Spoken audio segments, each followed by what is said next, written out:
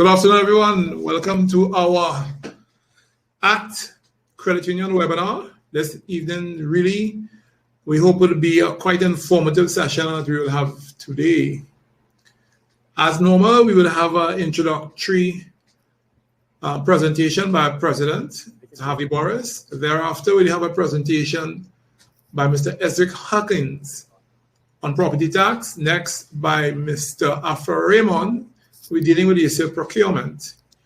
And thereafter, we will get into a panel discussion with Mr. Raymond, Mr. Esric, as well as the Honorable Minister Brian Manning on the budget, certain aspect of the budget, and an understanding of it. One, as a credit union member, and two, as the ordinary citizen on the street, how does it impact on me? So without any further ado, I would like to start the introduction with our President, Mr. Javi Boris. Pleasant good evening, ladies and gentlemen. Welcome to today's special event, which is the webinar organized by the African Association Credit Union of Trinidad and Tobago, commonly called ACT. We ask you to act now, take action for your future, for your family's future, for your children's future. Today I come to you to say thank you very much for taking the time and giving us the opportunity to bring this wonderful presentation to you, featuring none other than the Honorable Minister in the Ministry of Finance, Mr. Brian Manning. Today's webinar, again mainly organized by our directors, and in particular, our Director, Calvin Blaze. We want to thank each and every director for their service to the credit union, and we want to thank you, the beautiful people of our country, for taking the time to be part of the webinar today. Today, as I speak with you, this is my final opportunity to talk to you as President of the African Credit Union. For indeed, as of tomorrow, I take my departure, and we have put in place a gentleman of the highest order, the highest integrity, which is Mr. Paul, and Mr. Paul will be continuing the great legacy of the African Credit Union to take us to another level.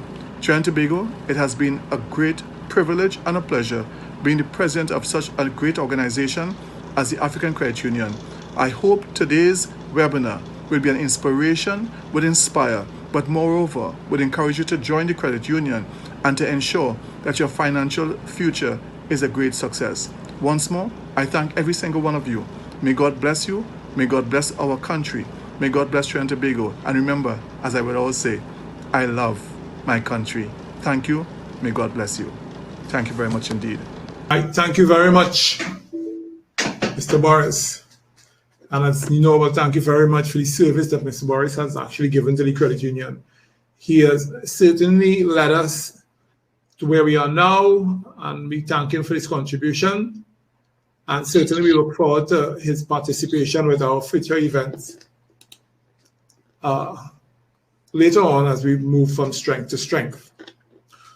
Today as well, we want to be able to launch or to bring to the fore our website, all right, which is the African. I have posted the website in the file itself. And if I'm to give you all a bit of a presentation, once you go onto the website, you would see the imagery and information relative to the credit union. So we speak about financing, we speak about the issue of house purchases, speak about the issue of wills and testaments, we speak about the issue of retirement security. So all the information that you require to obtain relative to the credit union, you now have the opportunity to go onto the website and obtain that information. So the first highlight at the top will be home, and the second one is join.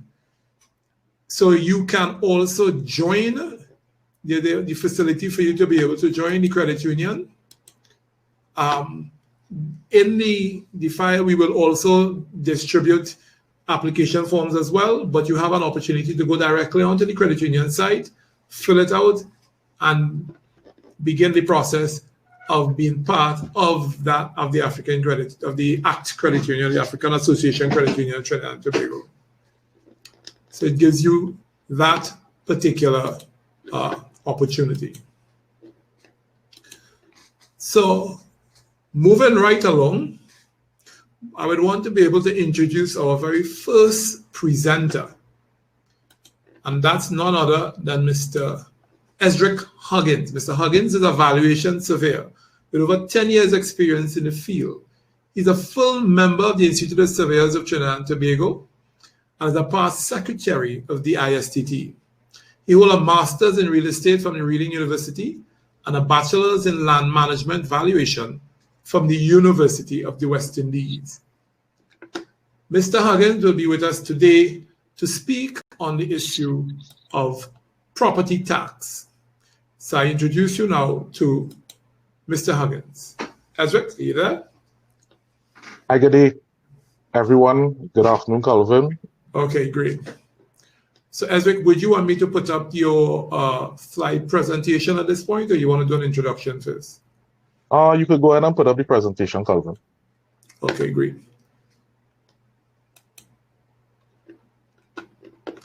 So go ahead, Esric, the floor is yours. Okay, everyone, I did not recognize as I came on late there, some technical difficulties on my end. Minister in the Ministry of Finance, Brian Manning, and my other colleague, Afra Raymond, senior colleague of mine. I'll go right into the aspect of my presentation, which is property tax.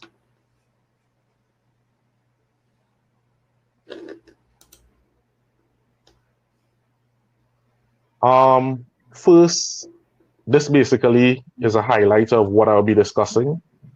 In terms of property tax, what is actual use of the tax collected, the type of rates that are applied according to the usage of the property, the exemptions that persons or entities may have for the tax, the referrals if there are any, penalties for non-payment of tax, categories, appeals and objections, and basic residential calculations. What I'm just only touching on is residential calculations, due to the fact that according to the budget and the Minister of Finance, what the government intends to do is to start with residential property taxes collection first. Why collect property taxes? Property taxes is something that is not new. It's been in Trinidad and Tobago actually before we became independent and continued up to when we had independence, and was legislated under the Valuation of Land Act in 1969, which was actually assented in 70. There have been various attempts at amending the act to cater for many categories, because persons would have paid taxes before would have looked into the ask. If you looked at your old land and building taxes receipts, you would have seen it would have had the fee that persons would have paid to the state for land, and if you had a building, what would have been the amount for the building. In some cases, persons who were renting land, that's private land, and they were renting, if prior under the 1981 Land Tenure Security of Tenure Act or some other form, they may have only been paying probably in some cases for both part of the land and the structure, only the structure alone you would have seen on the land and building tax receipt. Why collect property taxes? Basically, it is something to assist the local government or the municipality in the area. So persons may look and they may pass driving, they may end up in a pothole if they're in Port of Spain, in the city, Arima, in the borough, Hoover in the regional corporation, and or even Digo Martin, and you may end up seeing broken pavements, unkept grounds, and wondering why.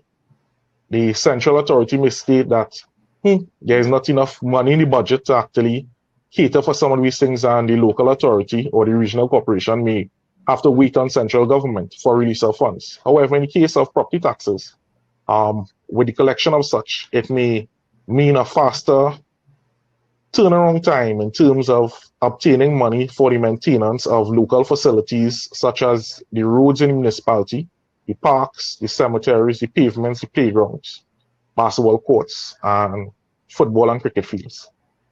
So property taxes go for good uses. It may also assist in schools in some aspects according to the country that we live in. In terms of the tax rates, there are two basically under two acts we need to look at. One is the Property Tax Act. The Schedule 1 of the 2009 Property Tax Act lists the rate of tax payable or the percentage annual taxable value into four categories.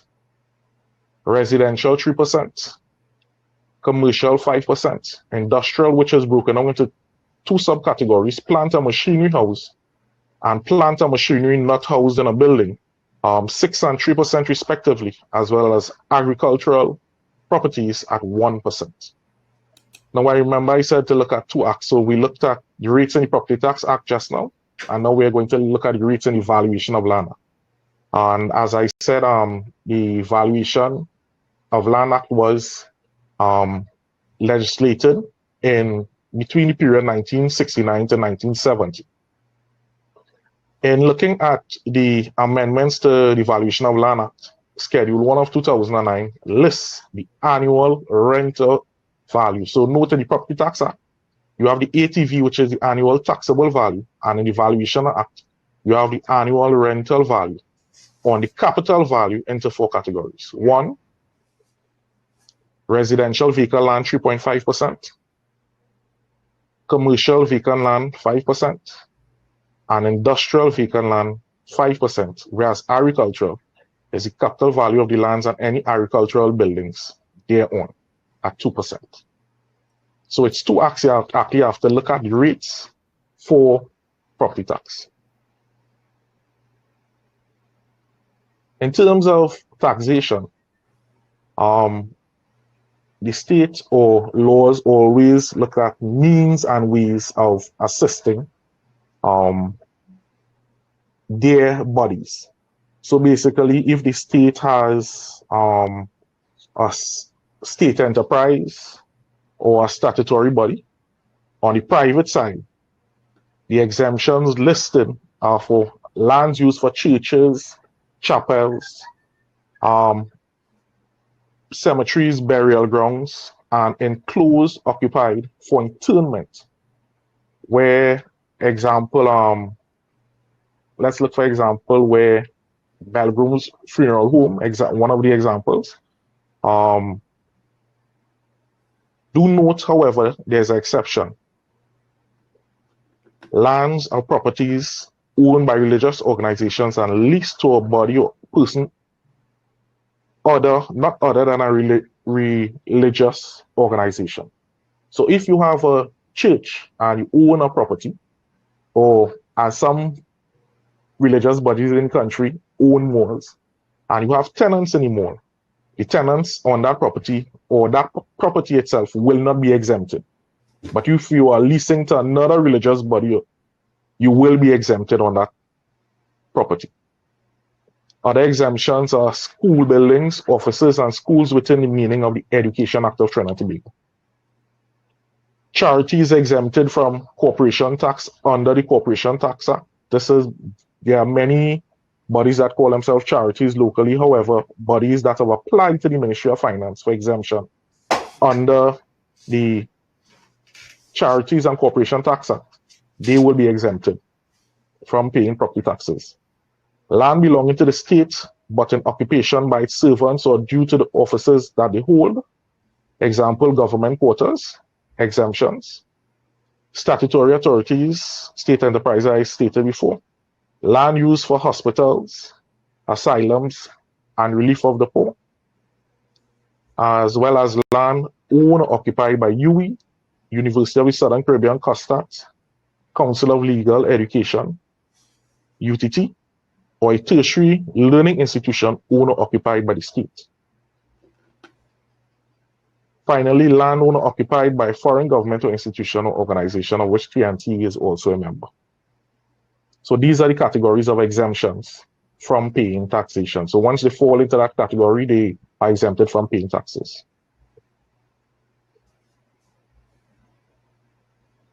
Many people see tax as a burden.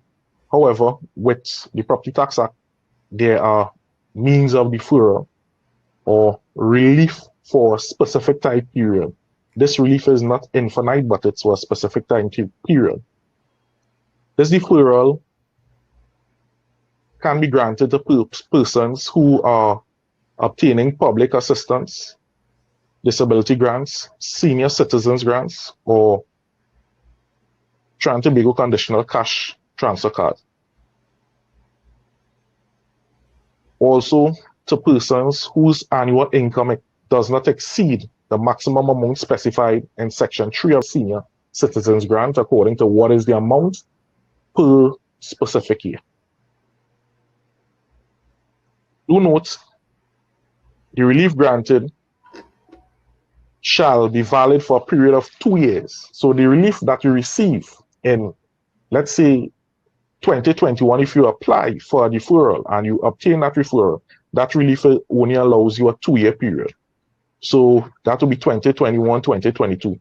For 2023, you will have to apply again, and you will be assessed for it to be determined if you are entitled for relief again under any of the categories listed above.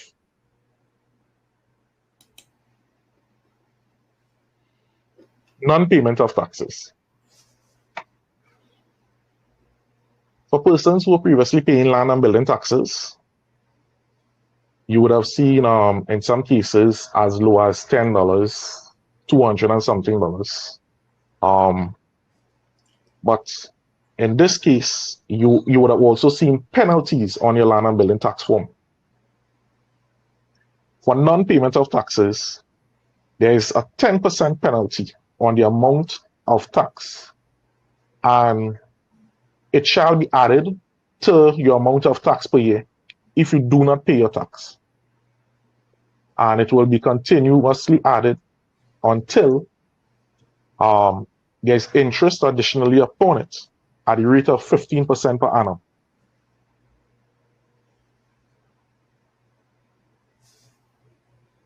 If the outstanding payment is not made within 3 months of becoming due, a notice of demand is sent to the owners.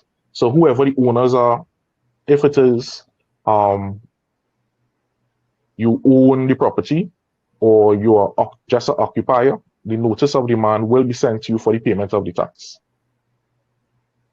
If after 12 months it continues to be due, a notice basically of distress may be levied upon with further interest being applied.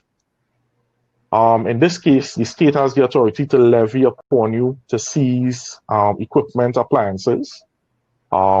If you are not able to meet the sum, this levying is, it's been an addition. It was not there before. Previously, it was only forfeit years in the Act, in the old Valuation of Land Act of 1969 to 70 and its previous creations. However, in this case, the categories have been created for levying upon persons. If after 5 years and the additional interest and the sums are not paid, the president may issue a warrant which orders the property to be forfeited by the state. Again, as I explained before, this aspect of forfeiture is nothing. WASA has that, as well as in the previous creation of the Valuation of Land. The state had the authority for non-payment of land and building taxes to forfeit on someone's property. Any land has been owned and unoccupied and unassessed for taxation for a period of 16 years, the president may issue a warrant which orders the property be forfeited by the state. In this case, persons may have died intestate, no family member. The land is just vacant. It could be put to some use, probably housing, agricultural, that is beneficial to the community or the wider population. What the state is stating now in the Act is, if after 16 years and no taxes has been unassessed on that property, that property can now be forfeited to the state. Do note, however, in the aspect of non-payment of taxes, and there is a warrant of forfeiture by the state, lands forfeited may be granted, and this is nothing new. Attorneys, their title clerks, valuers, land surveyors, or the likes who would have gone into the Registrar General, or persons who looking upon their families' heirlooms of property, they may have come across forfeitures, warrant of forfeitures, grants, and regrants. This aspect of the regrant is a normal procedure, and it's actually nothing new in terms of non-payment of taxes, previously non-payment of land and building taxes. Appeals and objections.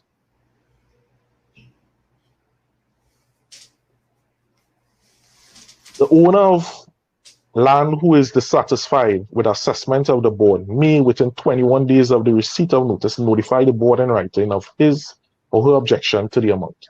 So basically, if you receive a notice stating that this is the amount of tax you have to pay, what you can do is write to the Board of Inland Revenue indicating the amount of tax basically that has been given to you to pay via the notice actually does not agree with the values or the average of taxes persons are paying within your municipality or locality. And this allows you a right of objection as well as a process to start appeal. With this process, the Act further states that where the board is in receipt of an objection under this section in respect of taxes, it may, by notice in writing, require the owner of the land to furnish within a specified time such particulars as it may require for the purpose of dealing with the objection. These particulars may be in the form of evidence, in the form of values in the vicinity, or these values may be capital values, which may be utilized to form rental values. But in terms of these two, later on in some calculative examples, I will explain that further. Further, the board shall, within 1 year of receipt of any notice of objection in respect of an incorrect assessment of tax, consider the objection and may either confirm, reduce, or increase the tax, or make such other adaptations thereto as it considers just.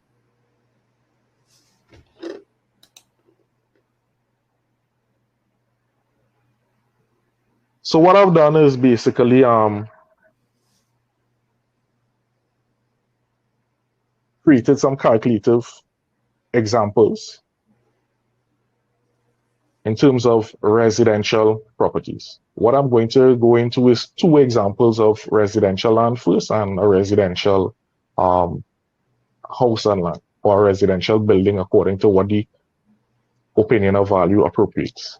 So in this example, the first one, for a parcel of vacant residential land with an estimated CV, which is the capital value of 600,000, annual taxable value is 21,000 at 3.5%. A yearly property tax liability someone will have to pay on a property with a capital value of 600,000 is $620 per annum, or $52.50 per month. Example 2, for a parcel of vacant residential land with an estimated capital value of $1 million, the annual taxable value is $38,500 at 3.5% ATV, a yearly property tax value liability of $1,155 with a monthly property tax liability of $96.25. So these are the two calculations basically for the land. So previously I gave examples of the rates in the Act, where in the previous slides you would have seen the rates looking at the rates under the Property Tax Act and the valuation of land. One has the ATV, annual taxable value, which is the valuation of land. And on the next example of calculations, we will next go into the annual rental value.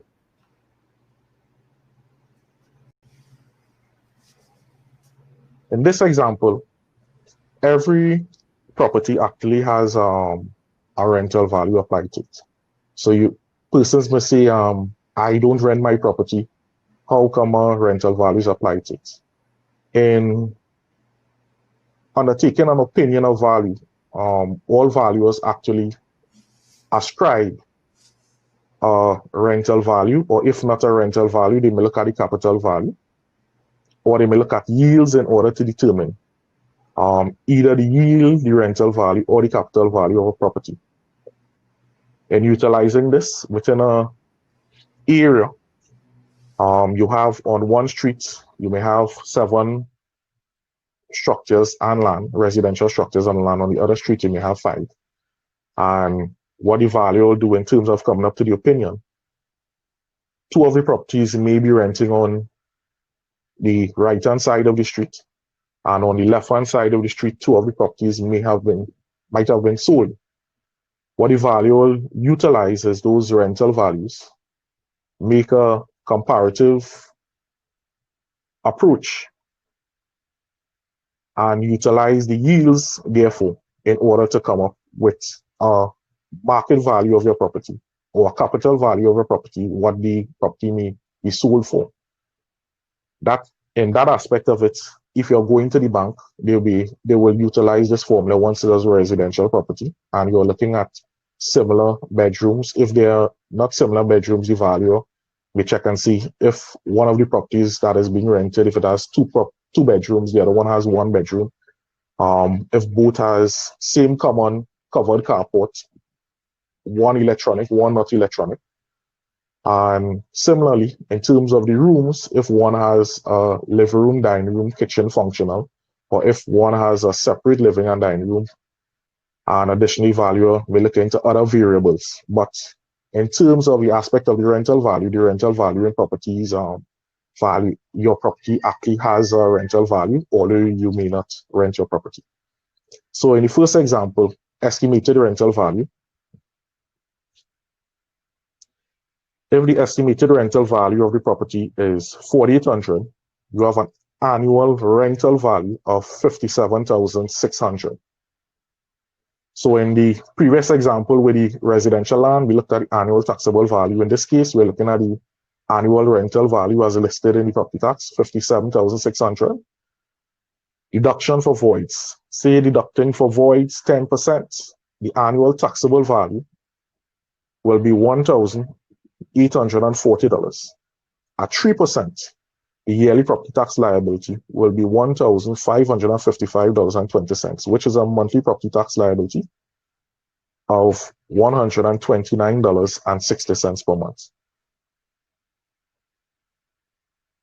In the other case, you have a property with an estimated monthly rental value of $6,400.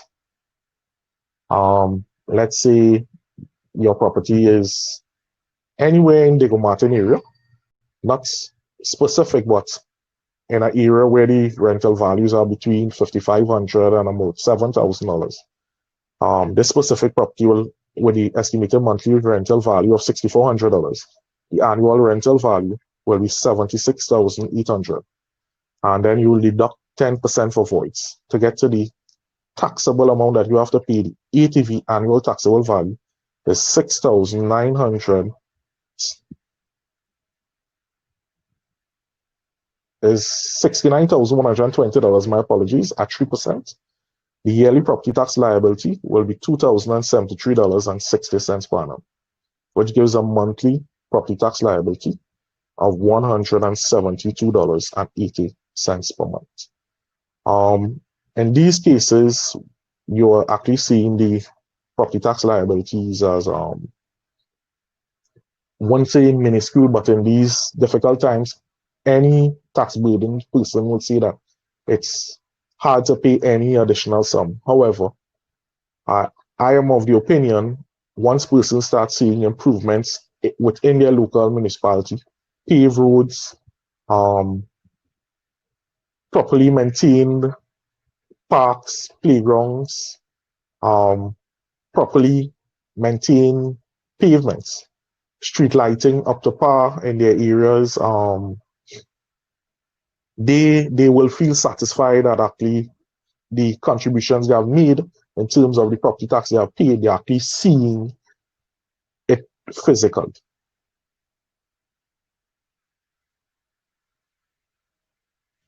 Back to you, Calvin.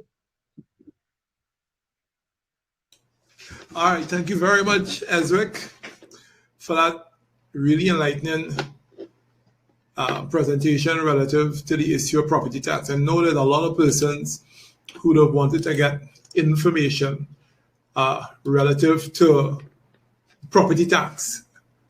So I'm sure that would have been very enlightening, and persons would have had an opportunity to be able to learn a lot more. What I would want you to do is to hold your questions until after the presentation. So we have one more presentation, and I'll be introducing the next presenter. And then thereafter, we will be having the panel discussion. And we certainly will be inviting questions from the attendees. And you can write the questions in the chat, and we will bring it to the attention of the panelists. So thank you very much, Esric. So you can go off there now. So the next person we have, Mr. Afra Raymond. I'm sure we all know Mr. Afra Raymond very well. So he will be giving us a bit of an enlightenment about the procurement legislation. I think a lot of persons have been hearing about procurement, and we're not fully aware of what that means and the importance of something to society that we have today. So if you can put on your, yes, great. Thank you very much. Great, nice to see you there. So, Mr. Afra Raymond. Afra is an expert on property valuation, project appraisal, and development management and planning. He's a chartered surveyor and has been a fellow of the Royal Institute of Chartered Surveyors since 2011. He's also been a member or leader of a number of organizations. He's the past president of the Institute of Surveyors, past president of the Joint Consultative Council for the construction industry, having served between 2010 and 2015. Afra is also known for his work as an investigative journalist, with his more notable focus being on financial corruption in both the private and public sector. His biggest journalistic accomplishment came from his work investigating the CL financial scandal in Trinidad and Tobago. Afra also has a vast executive experience. He served as the executive member of the Federation of Black Housing Organizations in London, a board member of the Trinidad Building and Loan Association, and a director of EPL Properties Limited, a wholly owned subsidiary of Eastern Credit Union. So Afra is bringing to the fore a tremendous amount of experience and expertise. And we're hoping that he's able to bring a certain level of enlightenment to us as well with respect to understanding this whole thing called procurement legislation and the importance of it. So Afra, the floor is all yours. Thank you, Calvin, and thank you, colleagues at the Credit Union, the African Credit Union. Welcome to my fellow panelists, Mr. Brian Manning and my younger surveyor colleague, Esric Huggins, who spoke on property tax. And I'm going to make the most of my address is going to be about the public procurement law. I'm going to make some remarks about state rentals. And I would like to close up, if I may, Chair, with a contribution or a counterpoint, a further consideration about property tax to add a little more understanding to one of the critical issues we need to get from the very valuable points Esric gave us. So I would start off by talking about public procurement. Our country has a situation where we're Trinidad and Tobago, wealthiest country in the Caribbean, and we've had a long problem. The problem is not confined to the current political administration or the one before it or the one before that. The problem is 60, 70, 80, 100 years long. You know, the whole question about corruption was really founded in the colonial experience, because it's a totally, we're talking to the African Credit Union and we're talking with each other today. And we have to talk it like it is. the entire colonial experience, which is what gave us, so many of us, our European names and the flag and the anthem and so on. The entire colonial experience was an experience of corruption and robbery and barbarity. Okay? It was robbery, it was rape, it was signing out people's land, taking people's land, and if they had gold over there, they went and they take the gold, and all that is corruption. If that happened today, we would call it corruption. So that is those are the guiding things, if you like, that have, we don't talk about them in that way. Only a few of us do. These are the guiding things that have kind of put us into the place where we are now, where for a long, long, long time, the only way to be successful at that level was to be ruthless and to be not straightforward and so on. And now we're trying to build a new society. This is what independence is supposed to mean. This is what having a republic since 1976 is supposed to mean.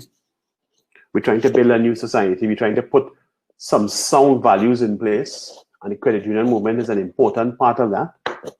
We're trying to put some sound values in place to resurrect some of the values from the past that kept us together, like the proper SUSU and the proper credit union, okay, and the building a loan that lent money to people who, in fact, couldn't borrow money from the colonial banks, the white banks, because of where they had to build their house. They had to build their house in Belmont and East Dry River and Laventille. This Trinidad Building and Loan lended the money. And Trinidad Building and Loan was formed by people looking like us. Okay, the corner of Queen and Chapman Street. I served 14 years on the board there. I served 5 years at Eastern Properties Limited. And I did my service in London for about 4 years at the Federation of Black Housing Organizations and a lot of other things that is too much time to go into now.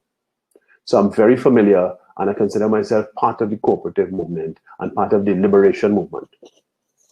So I'm very pleased to be here to have this conversation with you all.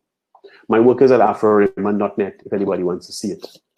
Now, the public procurement law is a law that is designed to be modern, flexible, and effective to control transactions in public money and the disposers of public property.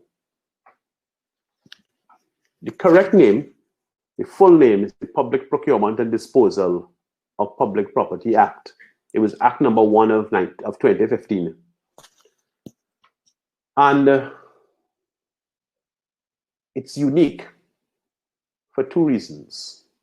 It's unique because it came out of the civil society and the professional circles. The Public Procurement Act was never part of anybody's manifesto.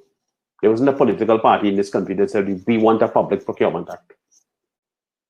Some of us in the civil society, some of us in the professional bodies, and I'm happy and I'm honored to have had a chance to work for years alongside those people and within groups and working groups and so on to construct this procurement law. Some of us decided the country needed this. The biggest problem facing our country is this question of corruption, regardless of who you put in power. That is really almost a kind of side discussion. Who won what election? It happens all the time. And we have to do better. Okay, the whole struggle for independence, the whole struggle for emancipation, the whole struggle for independence, the whole struggle to have a republic. And now we're in a worldwide struggle with COVID. All of those struggles is about trying to build our humanity, have a better society, more stable, a better future for our children. And we can't do that unless we have order. And we can't have order unless we have systems. And we decided that we needed to do the work to create this law. So in fact, that group of us, it was the JCC, it was mentioned, the Chamber of Commerce, the Manufacturers Association, the Transparency Institute, the Energy Chamber, FITO, the trade union movement, the OWTU were part of that movement. That broad group of us, all the way from the left with the OWTU, all the way across to the right with the Chamber of Commerce, came together in a committee to work for years to write this procurement law. And we handed what was then the People's Partnership Government a complete law in December 2010. It took years of meetings and arguments and TV shows and debates and all kinds of things. We had to talk out our chests to get that law passed. It was the first act that was passed in 2015. That's why it's Act number 1 of 2015. So it was passed into law in our country. A little while later, as you all know, in September 2015, Dr. Rowley and his team won the election, and Mrs. Prasad Bissessa and her team were no longer in office. And what happened at that point was that there was one major amendment that the PNM wished to make, and they made those amendments, I think, in April or May of 2016. And the amendments, there were like 4 little amendments that we didn't tie up this meeting with. They had an appeal board. They changed the terms of the board of people who were put into the Office of Procurement Regulation. They created a series of rules for how land is transacted. And they also created a rule against self-trading. But those are very technical concerns beyond the scope of this meeting. Now, what has happened is that the procurement regulator was appointed because someone had to be appointed by the president of the country. That procurement regulator, the actual officials who make up the board of the procurement body, was appointed at the end of January of 2018 as the final act of outgoing President Anthony Carmona. And the head of the procurement board is a man called Munilal Lalchan. And Munilal Lalchan is a solid professional man. I've had the pleasure of working with him for years before he went into procurement. And he would do a very good job. The problem we have is that the office is now fully staffed. They have their own offices, they have their stationery, they have their staff has been hired and so on, they have their budget. They have been doing training with the various parts of the civil service ministries and state agencies and state enterprises. But in fact, the problem is that to make the procurement law work, regulations have to be put in place to give effect to the act. The act is what is called a framework act. So it's such a complicated thing. There are over 200 bodies that transact public money in this country. For a small country this size, there are over 200 bodies. So there have to be a set of detailed rules of how all of that works. And we call those guidelines and regulations and handbooks. And those regulations, which is the word we use for all of them, those regulations have to be agreed between the procurement, Office of Procurement Regulation and the Minister of Finance. And then the Minister of Finance has to place those into the Parliament for what is called a negative resolution. Now, I'm really pleased that Mr. Brian Manning is here with us today. He's from the Ministry of Finance, so maybe he could shed some light on some of this when it's his turn a day to present and so on. But effectively, those regulations were agreed in January this year. I want you to listen to what I'm saying. They were agreed in January of 2020. And we have been, at least I have been, we have been lobbying and asking, when is this law going to come into force? Okay, so we had the COVID crisis that was unexpected and it was global. And Dr. Rowley appointed a team to advise him. I think it was called a Roadmap to Recovery team. That team was appointed in April. And the team invited proposals. I made a proposal. And my second proposal was that the procurement law needs to become effective immediately. The point being that the country's fortunes are falling. At the same time, the demands of the population on the state are increasing naturally. Therefore, we have to watch every penny. If we have to watch every penny, we have to put controls in place to make sure that when we spend our money, our shrinking money, we get value for money. If we spend $1 million buying new cars for the police service, we're supposed to get $1 million worth of tires or new cars. The sort of bubble and comments that has gone on in the past, it happened recently with the flood relief, Dr. Rowley mentioned it, happened so many other examples I could give. We simply cannot afford that now. We need this law passed. Now, in fact, the recovery team took suggestions from lots of people and they made a report to the cabinet. And that report was laid in Parliament. I think Dr. Rowley laid it in the first week of July of 2020. So it's available to the public. Anybody can go to the website, ttparliament.org, and see it. And that report, at page 50, at least says that the procurement law should be immediately implemented. You see? So Dr. Rowley's own team that he appointed and asked for suggestions have made their recommendations to the cabinet. Those recommendations are now part of the public record. And they remain unimplemented. But wait, you might say to me, Well, that was in July, and we had an election in the first 2 weeks of August. So they couldn't do that before the election. And in fact, interestingly enough, before the election, the PNM published its manifesto. And at page 18 of that manifesto, Colvin, can you put that thing up? Is it possible? Colvin? What is that, Afra? Can you put up that thing I asked you to put up? I sent you something on the phone. Oh, check your phone, please. If you can give put it it up. Yeah, it's on WhatsApp, yeah. But the point is that the PNM's manifesto at page 18 very clearly said that, in fact, having had discussions with the regulator, all of the regulations were agreed. And that they would be put in place immediately after the election, soon after the election. Now, the election was 10 weeks ago, because the election was on the 10th of August. We are sitting here talking with each other at the end of October. So from the 10th of August to the 10th of September, it's 1 month. From the 10th of September to the 10th of October, it's 2 months. And from the 10th of October to the 31st of October, it's 3 weeks. So it's 10 or 11 weeks, and this is ridiculous. We need this law yesterday, if not sooner. There is a vast amount of money, and it's not particular to this administration. There's a vast amount of money, and I'm going to give examples as I go forward. There's a vast amount of money, our money, that is slipping out through the back door. Some of it is theft, some of it is underperformance in terms of inefficiency. Either way, the procurement law is supposed to acquire for us higher standards in terms of value for money. We need that law like yesterday. And people, let me put a point here. People who may be listening to this, some of you, apart from Mr. Manning, some of you may be loyalists of PNM, and you may say, well, we don't need that law. We know what we're doing, and we don't want to have to go through too many rules to do what it is we have to do. Just imagine, think for a second, if you put no law, or you put a weak law, because you are sure that you can do the thing right, what happens when another group takes office? When you were there, you could have put the law. You see, there's a tide in the affairs of men, and if you sail your ship at the correct moment in time, you can go very, very far indeed. And we've gotten to the point where citizens in this country decided to have this law.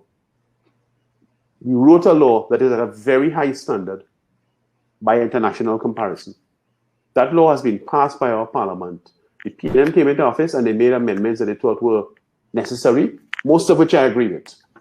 And those amendments are in place. The office has been staffed and the regulations have been agreed. We are this close to putting in place something that will be of tremendous benefit, not just to the country now in this COVID crisis, but for generations to come. We are this close. Let us not fall victim to the Caribbean curse, where we are bright. We are very bright conceptually, but we are not very good at implementing things. Let's implement this. Let's get this done. Let's do it. The quip on the PNM slogan. Let's do this. Now, so that's my point on public procurement and the disposal of public property. We have a lot of things that are happening that are relevant to this. So, for example, just to make 2 quick examples, we have the proposed disposal of the NP gas stations that Minister Ebert mentioned during the national budget on the 5th of October. That disposal is a disposal of public property. Okay? And I believe if we are making disposals of public property of that importance, it needs to be, okay? It needs to be on a basis that, in fact, is modern and controllable, and something that, in fact, would give us proper oversight. The second example, I am seeing some news that people have put up to me in the last hour. I think it was the Minister of Energy. I mean, Minister Manning could correct me. I think the Minister of Energy made a short statement where he basically rejected the offer by Patriotic, the OWTU-owned company. They had made a counter offer for the oil refinery, Point of Oil Refinery. And the minister was essentially saying to the public that the government will be seeking other bids, for the refinery going forward. So WTU is out, and other people are going to come and make an offer for the refinery. Now, I'm not an oil and gas expert, but I would be very, very much more comfortable if it was actually something that had proper oversight. Who gets that oil refinery, and on what terms, and so on and so on. The other point I want to make, Colvin, if I may, the other point I want to make relates to the question of state rentals and the whole question of budgeting as we go into this COVID crisis, deeper into this crisis. We have a situation where the state rents a significant amount of space, a surprising amount of space, considering that under the Manning administration, Patrick Manning's administration, about 2.3 million square feet of offices were built at state expense and on state property in Port of Spain. Actually, and Mr. Manning's intention, his stated intention, was to build those offices so we wouldn't have to pay that high amount of rent that we pay at the moment. And for those of you who don't know what 2.3 million square feet is, almost, I hardly know it so much. But the Nicholas Tower that's downtown, that blue elliptical building like an oval at Independence Square, they have floor one thing downstairs. That building is 100,000 square feet. So we built 23 buildings that size in an effort to stop paying rent to private landlords. Now, I was opposed to the project, and we're not having a talk about that now. I was opposed to the project. The projects happened and the buildings were built. So it's history, it happened already. The question being, why are we still renting so many spaces? I saw something recently where the Legal Aid and Advisory Authority took a lease of a space. They fixed the building, 23 Stanmore Avenue. That was in July. Okay, so we were in COVID already. I saw the Attorney General last week, I think it was on Monday, in the newspaper, Monday or Tuesday. He was referring to the whole little argument between the DPP and the CJ. And in between there, he mentioned that 75,000 square feet of offices were being outfitted for the DPP in Port of Spain. I think it's at Royal Court, which is at Park Street, the building Royal Bank used to be, because it's assigned to the DPP's office on that building now. Okay? And the question arises, why are we still renting spaces? And if we are renting spaces, this is the point I really wish to make, on what terms are we renting spaces? Today is the last day of October 2020. And I would like to say, if there's a figure for how much money is paid in rent in the month of October by the state, and for how many square feet, I would like to say that that figure has to be less than the figure for April 2020. It can't be that it's the same figure. I would be very disturbed if it was the same figure. And in fact, I believe our government should be engaged in active negotiations with landlords, because we're talking about sharing the burden and we're all in this together. They should be engaged in active negotiations with landlords to say, yes, this rent is $9, but this is what's going on. We have to pay you $7.50. We have to have some sort of a discussion. Our own firm, we've had to have discussions to change our rents, and they're all in the downward direction in the buildings that we occupy, that we rent. So in fact, it's happening right across the private sector. It can't be that the state is like some sort of protected sacred cow that keeps paying the same rent. It has to be renegotiated. And also, we have to be asking the question about whether we need to do any new leases. The final point I'd like to make, Colvin, have I got enough time? Yes, you do. Okay, I'm making a point, Esric, to amplify one of your points about property tax. And what I wanted to say is that Esric gave us a very detailed presentation about the terms and provisions of the property tax law and how the calculations will work and so on. And I wanted to take our eyes off of that detailed calculation that is necessary and look at a broader perspective of property tax. And I want to put it this way. Esric, you started off with the all-important point that property tax is used to fund local improvements, okay? And that is fundamental. Now, the point I wish to make is that, because my research shows me that in 2009, which is the last year that the old property taxes were collected. They were called land and building taxes and house rates. And the last time that money was collected, and I did an analysis of local government finance in this country, 82% of the money that local government spent in this country, and by local government, I mean the regional corporations, the Port of Spain City Corporation, yes, the Arima Borough Council, those are local government, okay? 82% of the money that they spent came from the central government, what we call the corporation sole.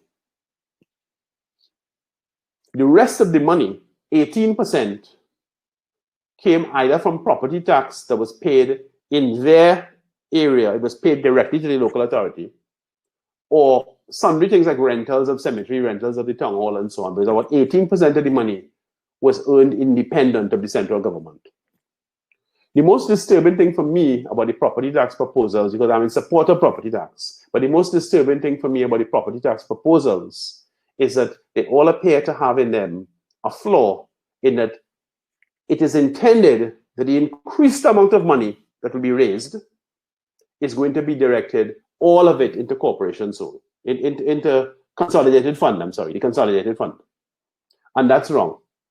Because what that will do is in fact denude local government of the little degree of autonomy that they were developing. And in fact, you'd have a situation, because I've worked out the sums, you'd have a situation where local government would be getting 98% of its money from the consolidated fund. And that will be, as far as I'm concerned, an advance, because we'd have modern property taxes, but there will be a dilution and a regression in terms of the movement towards local autonomy. If, however, the property taxes that were raised as intended, because the intended sum to be raised is about 3.5 times more than what that was paid at the end of 2009. If the intended sum that was raised were allowed to be kept by local authorities, they could get to a position where local authorities could be depending only about 45 to 50% of their money from corporation sole. So in fact, the degree to which one will be moving towards autonomy would be far greater, and you could still implement the modern property tax system. So that's an important point to understand in terms of what is the tax being raised for. And I wanted to just put that point in at the end, Esric, of your detailed explanation. So that's it for now. Thank you. All right. Thank you very much, Afra. All right. So, Afra, I think it was a very, very informative contribution there. And I think everyone really appreciated the contribution he had to make with respect to the explaining of procurement. And I know Afra is such a wealth of information. I'm sure it was a tremendous effort to try to condense most of what he was trying to say within the time that was allotted. So I would like to invite, firstly, Minister Manning to ask certain questions relative to the credit union movement, and then we'll get into the panel discussion where we could take questions generally. Sure. All right. So certainly from the standpoint of being a credit union, we did notice, or have been advised, that the cooperative division itself has been moved from the Ministry of Labor to the new Ministry of Youth and National Service. Could you probably enlighten us as to the rationale behind that particular move? Because certain persons within the credit union are saying, hey, that's a backward step, that shouldn't happen. Could you give us some more enlightenment on that? Sure. Can you hear me? Yes, I can. Okay, wonderful. I was listening intently to Mr. Raymond's presentation.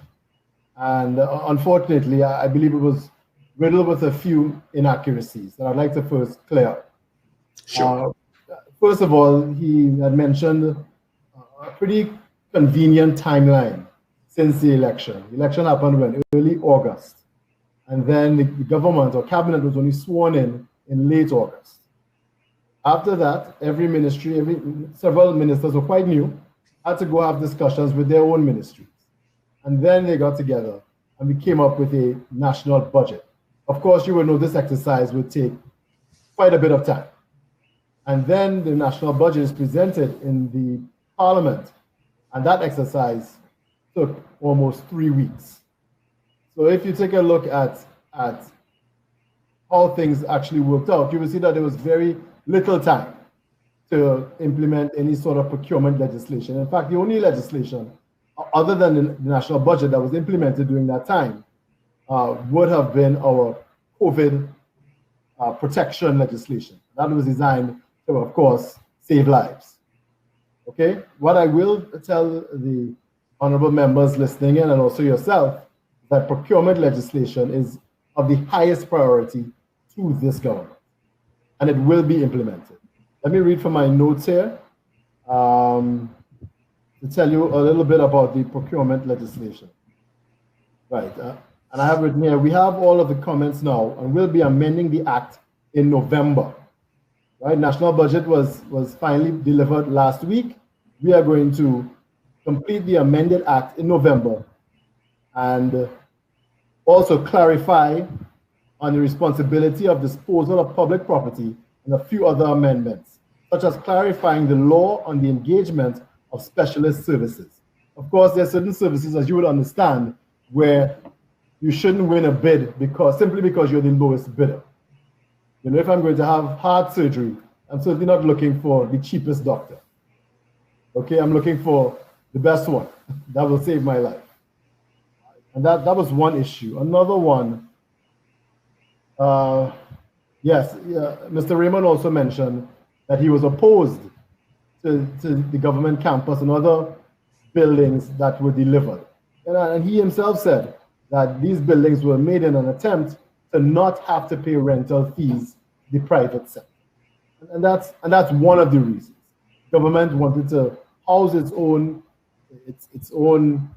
offices and its persons in comfortable, modern surroundings, and also have members of the public be treated in a more convenient and comfortable way. But then he also goes on to say that he's opposed to the government renting from the private sector. I'm not sure how those two things go together. One, it was an attempt to prevent the other, and now you're complaining that the other was also implemented. That can't work. Yes, so I have been in discussions with the Minister of Finance, and he has assured me that there's a cabinet decision to create a credit union authority that reports to the Ministry of Finance. The current arrangement by the Commissioner of Cooperative Development at the Ministry of Labor is something that we believe is not working well, and it doesn't allow the credit union movement to really fully use its resources to deliver to its membership. So that's something that we are also going to deliver to the people of Trinidad and Tobago and also to the credit union movement. So to answer your question that you had just delivered. You know, what I really wanted to say here is that, you know, we are a government that is really operating under an extremely difficult economy. And we are going to do everything possible to really develop Trinidad and Tobago while protecting the most vulnerable amongst us. That is what the budget was all about. Okay, we have invested in infrastructure. We've invested in our people in terms of education. We're investing in housing. We are keeping this economy afloat, while we have also invested in agriculture. There's a $500 million stimulus there. Also, we have beefed up social development in an attempt to protect persons who are the most at risk during these challenging economic times. And working with the credit union movement and supporting your efforts, as we did with our COVID relief program. We partnered with you so that members could afford some I guess, competitively priced loans so that they could keep themselves afloat during these trying times. We will continue to work with the credit union movement and other stakeholders in pursuit of the development and protection of Trinidad and Tobago. All right. So I understand that. And I understand, I think the government has certainly advocated that it is something that we all have to partake in order to be able to advance and move forward. Yes. So I just wanted to get a greater sense of how the government sees the credit union's role. Yes. I play that role in partnering with the government, or the partnering with the state, with respect to the issue of fulfilling the objectives and the mandate that they want to fill. And one of the areas is in housing as well. So if you can give me some more enlightenment on that. Yes, also there was one other comment that I wanted to address. There was a comment about property taxes. I want to say to all involved, all listening, that property taxes are central to local government reform. In fact, local government reform is about the decentralization of delivering services to the persons who would live within the various corporations around Trinidad and Tobago. And a lot of the funding to support those efforts, instead of having to go to central government, would have to stay within those areas. The funding would have to come mainly from property taxes.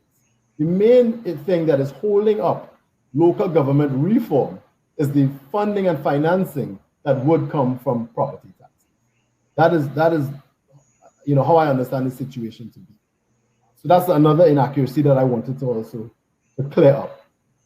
But as I said earlier about the credit union movement, we are moving certain aspects of management under the Ministry of Finance. We are going to work with the various stakeholders within the credit union movement so that you can become more competitive, because a competitive financial industry is something that benefits all in this country, and that is something that we want to see. We have to make the credit union movement, I believe, a competitor, or at least a complementary member or competitor, I would say, to the main banking system. That is something that benefits all, especially in this time where we're looking at stimulus. We're looking to inject funding into the economy, and bringing down interest rates is one of the ways of doing that.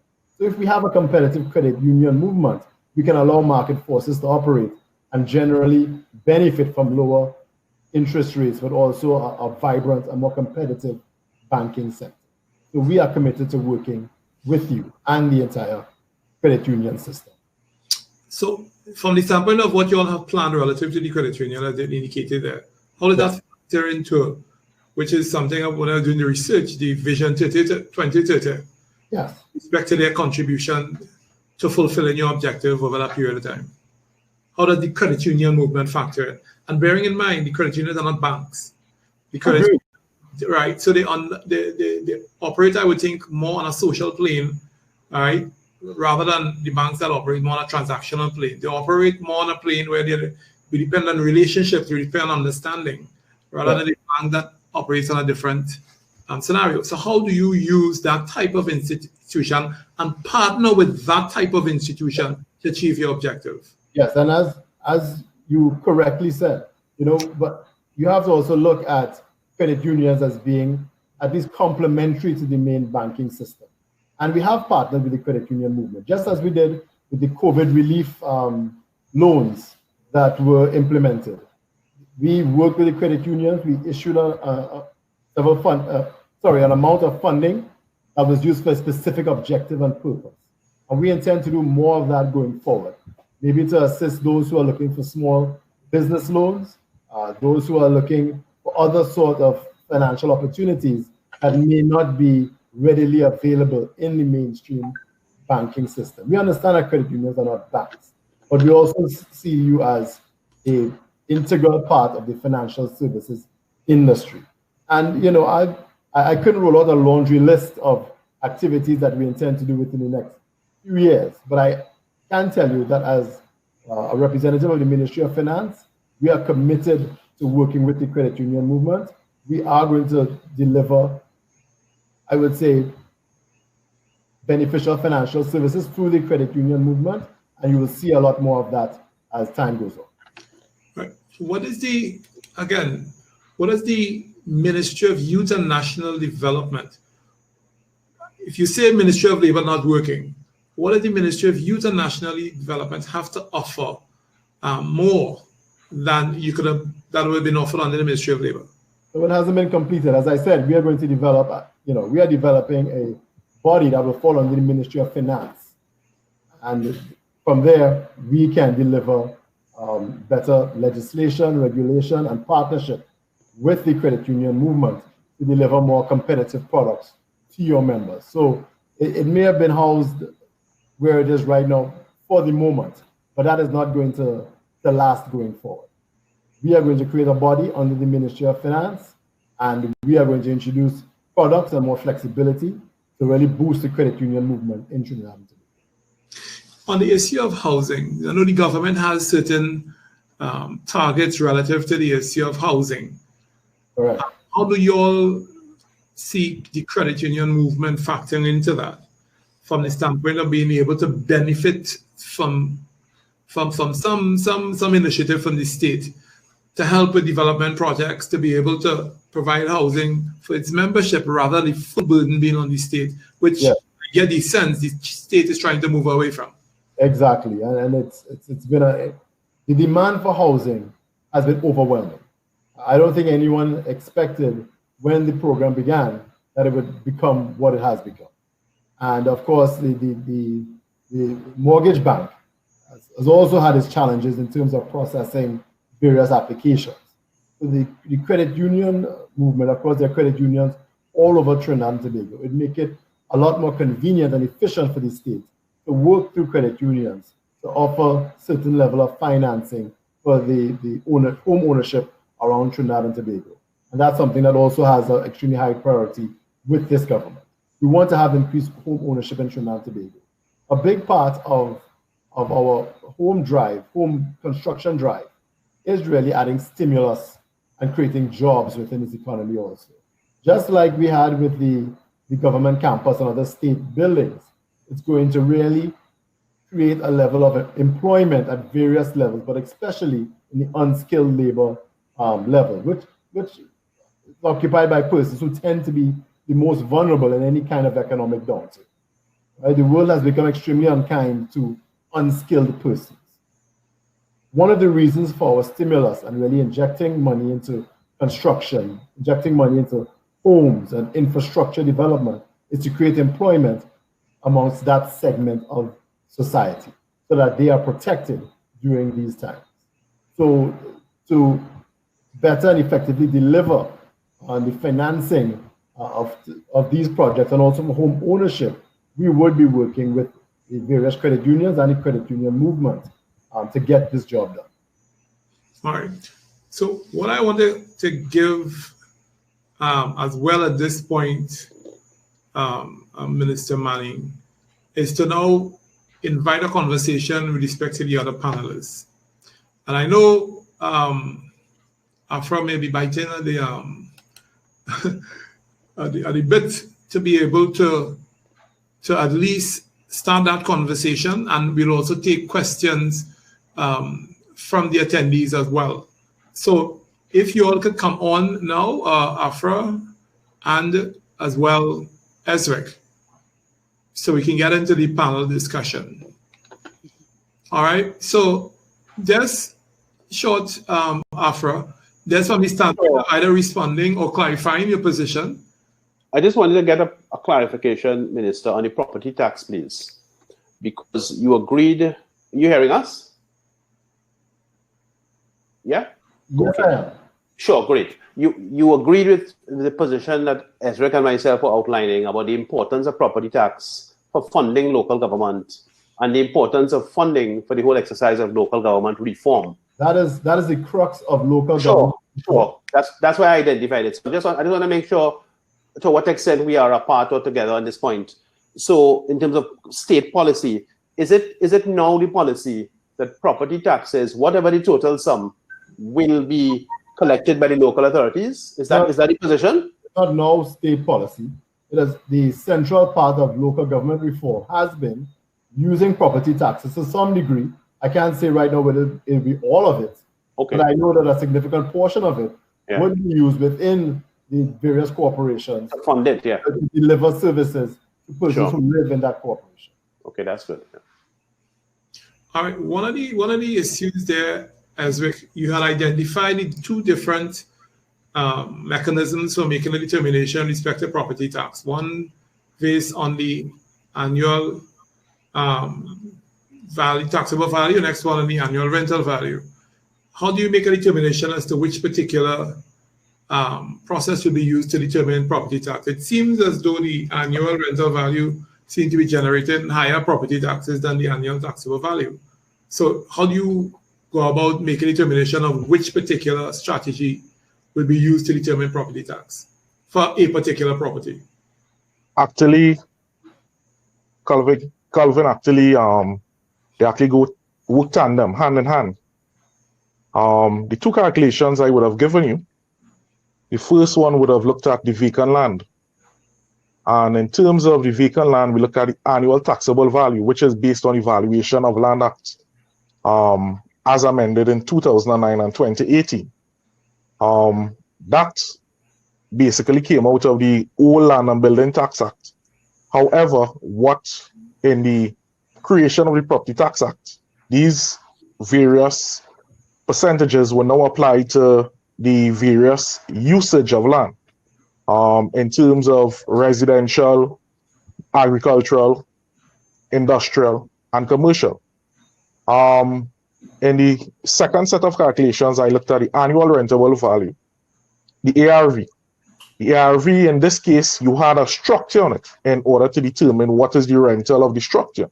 So if you have a house and land, you will look at the ARV, and once you use the ARV, then you will look into the Valuation of Land Act. So the ARV, which is the property tax, falls under the rates of the Property Tax Act. You will look into that, get your annual rentable value because you have a rental space. And then you look into the ATV, which is the Valuation of Land Act, that gives the rates of the ATV in order to come up with the annual taxable value according to the Valuation of Land Act. As compared to the first one in the calculations, you would have seen where it is utilize the ATV alone because it's just vacant land. So that's the difference in the two. So like before, when you have land and building taxes, your land taxes came up to a certain amount. And then the building taxes came up to a certain amount. So therefore, the land and building taxes, the full amount was the sum total of both. That's correct. Right. So you're suggesting that that is what is taking place here. So we have property at $600,000. Let's say it's $1 million. So you have 1.1, 1,000 something like that. It's tax value, and then you have the rental value on $6,000 a month. We're coming up to about $1,500. So the full tax you will have to pay is $2,600. Is that correct? You can say thereabout here. You can say thereabout. Right. That is based on because the property again, as I said,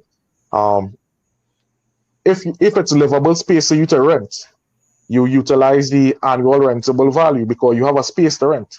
For the vacant residential land, because although you're looking at dollar for dollar, $1 million for the vacant residential land, $1 million for the rental space, it's actually along the similar lines of calculation, but one will actually apply to only the ATV, which is out of the Valuation of Land Act, and the other one with the structure, you're applying both the ARV, the annual rentable value, and then apply the ATV onto that.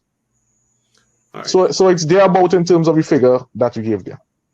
All right, but like that's what I'm saying. I'm trying to get it clear so that people don't just believe that we work out the taxable value on the land only, and that, and then we have something with the house and land, and need to have an understanding exactly what will the actual taxes be. So that understanding and that explanation is what I was trying to get at with respect to the issue of being clear on the issue of what the taxes, what the land and building taxes would be. So so if you could again repeat that and have that clear. Okay, I'm going to break it even simpler, Calvin. In terms of if you have a land and you have a house on the land, it's one calculation that will actually be utilized.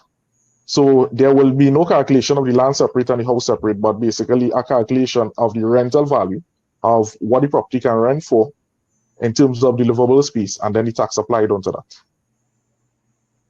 All right. And the other one was just only land only. That's correct. Okay.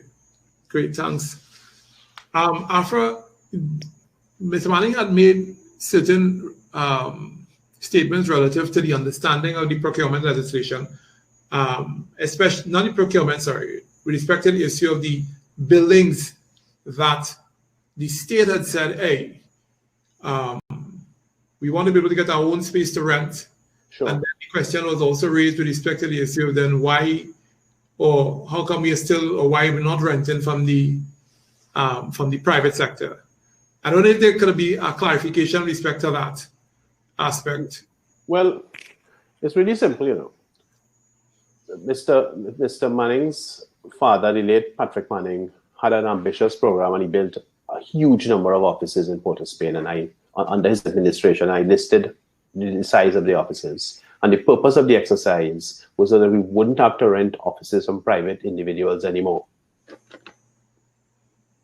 I didn't support the exercise for reasons that go beyond this program, the type of the buildings, where they were, and so on and so on. But it's finished. The buildings are finished. They're all capable of occupation. And the question, therefore, is why are we still renting offices from the private sector?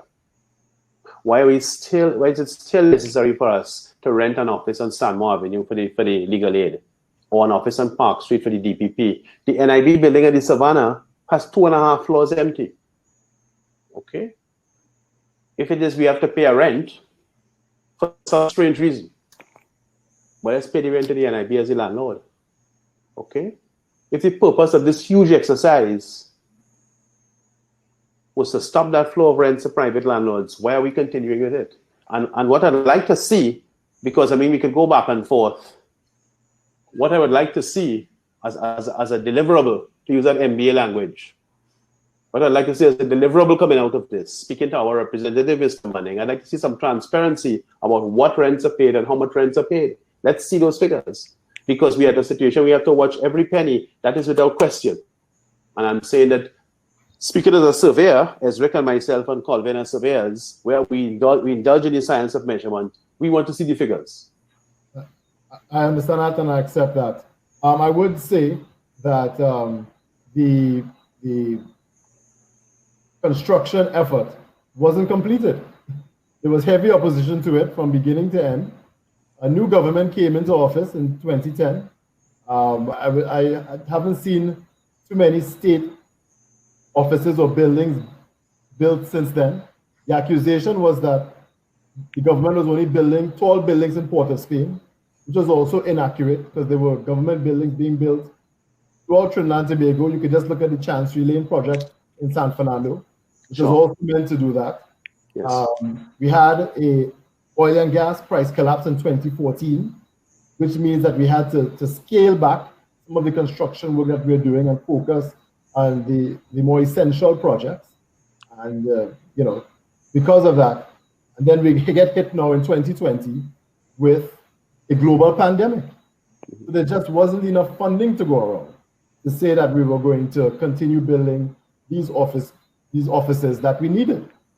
I think now that people have seen what the government campus is and what it has delivered, they see why it was essential and necessary in the first place.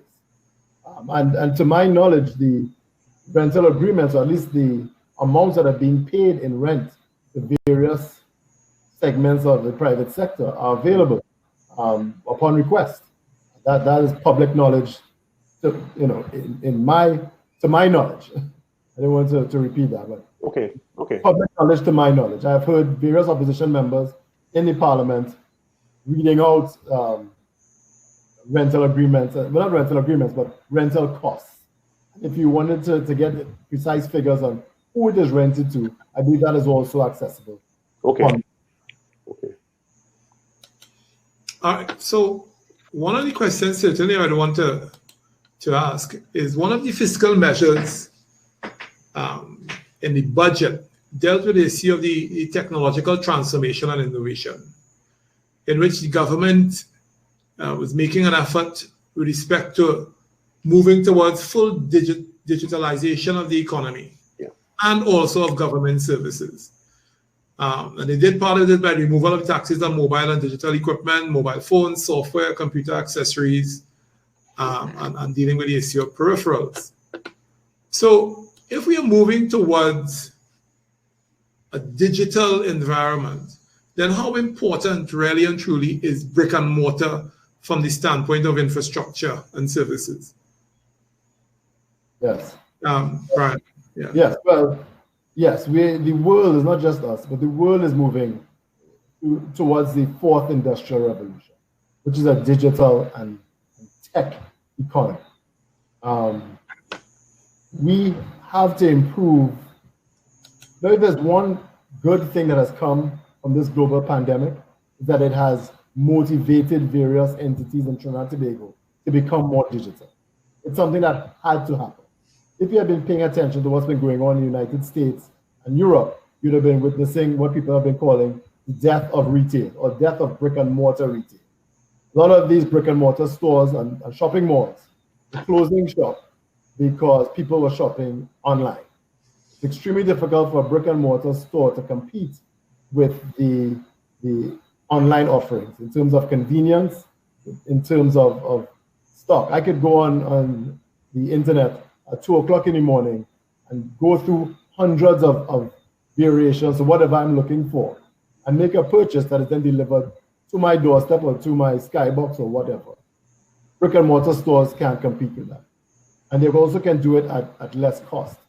A large segment of our business class has been made up of retailers and contractors.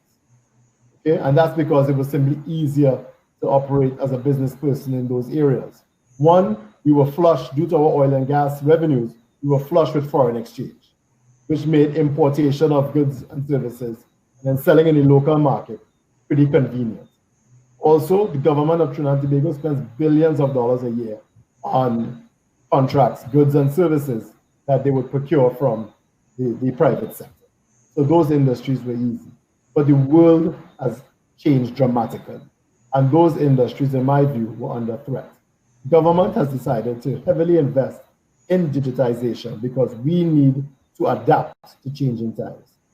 It develops increased efficiency, especially improving our ease of doing business, which is something the Minister of Finance has pointed out as unacceptable and something that is one of our main focuses during this term in office. And we will be working heavily on that. And, so we have to deliver services, better goods and services to the people of Trinidad and Tobago. And that's going to come mainly through our digitization effort. It also delivers competitive advantage. A competitive advantage allows us to become more attractive to foreign investors. We have to generate more foreign exchange in Trinidad and Tobago, and that is going to come from investors, especially from foreign direct investors, investing here. But, build it and they will come is only true in the movies. That doesn't work in real life. We have to make ourselves attractive. We have to show our best face. If we want to have tech companies or other foreign direct investors set up shop in Trinidad and Tobago and create employment and also generate more foreign exchange, we have to make ourselves inviting to those entities. And we do that by having a highly qualified and educated workforce, and also by improving our ease of doing business. And digitization is a huge part of that. All right, excellent. And I don't know if I could also bring in both Afra and Esric to comment on this as well. That objective, that's where the world is going, yes. But there are casualties that normally arise by virtue of going in that particular direction. So one certainly will be the issue of the need with respect to the rental space, because we now don't really need that amount. Two, that floats from not as really. We don't need as much. We may decide, where we have 2 and 3 and 4 persons employed, we don't need that because things can operate virtually. Persons can operate from different locations. So therefore, the absolute need for that level of infrastructure, even for that amount of personnel, all of that is going to change. So bearing that in mind and bearing the casualties that are natural consequence of digitization and creating that digital world. I would reconsider that statement. I would say there would be more casualties from us not adapting to the change that's going on. Agreed. Okay? Yes, there are going to have to be persons may be displaced. There are jobs that exist today that probably won't exist in the next 5 years. And there has to be a level of retraining. But there's also going to be a creation of jobs that currently don't exist, but will become central to the global economy within the next 5 years. As I said earlier, the world has become extremely unkind to unskilled people. And regardless of what industry you're in, if you are not constantly adapting and growing, you run the risk of being left behind. And at some point, if you don't pay attention, you can become unemployable. So we're saying that the government has, we are aware that changes are happening in the world, whether we like it or not. And we have the government spaces that we have right now, is what we need. Maybe in the future, as we don't need as many spaces to house as many people, we can pare back on some of our rentals in the private sector. And we have the flexibility and the space to do that. But I would say that it would be more damaging to the people and economy of Trinidad and Tobago to not adapt to changing times than to do what we're doing right now and encouraging, one, skills training and also the implementation of more digital services. All right. So I have a question, but I would need let's see if I can get some feedback on that same question from Afra. What are your views on what we spoke about here? Your mic is off. Yeah, sorry about that, colleagues. This is a matter of high importance. This matter of the shifting taking place with COVID-19. But as Minister Manning has said, the shift is not only attributable to COVID-19. It was going on before. It was fundamental. We are in a fourth industrial revolution. We're in an information war, which is why I have made the center of my work information. In the information war, it's regardless of who is in office, whether it's Dr. Raul, whoever. It's important that we get quality, accurate, timely information to make decisions, which we need to do as citizens. So I could only agree with Minister Manning that we are at a threshold of a huge revolution in our affairs in terms of our society. There will be casualties, and hopefully we can support some of those people and keep the society together going forward. Okay, and the credit union movement is part of it. The government and the state have their role to play. People like myself have our role to play. But we can only do that, in my considered view, with proper information. Okay, and that's what I would say. So I quite agree. And in fact, the danger of not making a change is that we could have even greater casualties. So I agree with that too. Okay, I mean we are living through it in our firm, so I understand it all too well. If you don't make the change, you will be, as I say, adapt or die. We have to make the change. So I understand that totally. But for us as a collective, as a society, it has to be on the basis of proper information and timely, not 5 years after and 10 years after. We are in a computerized age. Give us the information now. On which note, I'll close off now by saying I will be writing Minister Manning for those details of those leases. So you can expect my letter Monday morning, okay? That's right. If it's one day you'll get done. We live in an uncertain world. Better than that thing, okay? I agree with Mr. Raymond on the need for dynamic data and information. Yes. It's one of the reasons why we are becoming more digital, because it makes it easier to access and deliver data, and also why we are working on improving the operations at the CSO. You look at the budget presentation, also the manifesto. That is also something that has taken center stage in terms of our efforts.